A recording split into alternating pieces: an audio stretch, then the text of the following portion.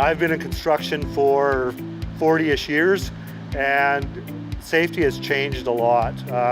Where I used to walk across trusses on a 3-story walk-up roof, no fall protection. I've had people that I worked with have got seriously hurt, and you just don't see that much anymore. There's a lot of education out there. Workers are looking out for themselves, supervisors look out for the workers, and the company looks out for everybody. I've been an NCSO for 3 years. I think having an NCSO on a job site makes everybody a little bit more alert of what they're supposed to be doing, because there's someone always watching, making sure that they're doing what they're supposed to be doing. Job sites are safer when they have an NCSO on site.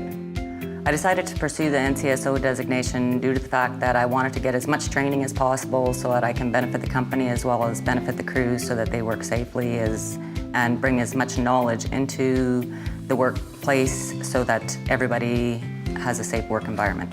It provides that employer with the confidence that they have a qualified health and safety individual that's on site, and that shows to the contractor that they have a moral obligation as well as an obligation to follow legislation and OS&S regulations. It definitely builds confidence within the whole chain of command, I guess you could say, from the bottom to the top.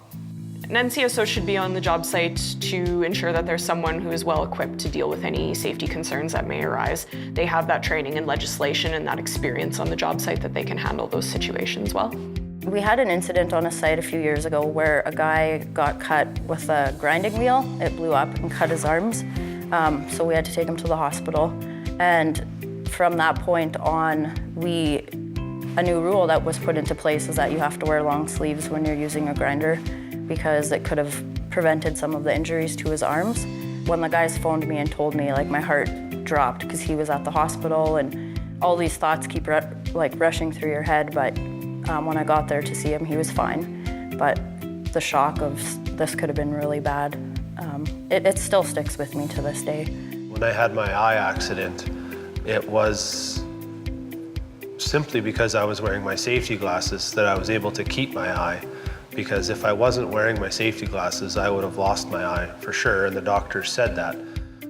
It was a relief to know that our eyeglass policy is what kept my vision, and that I'm very thankful that we did have that type of policy and that we have since changed it or added to it to improve on that so that it doesn't happen again and that nobody else has to ever have that kind of a freak accident.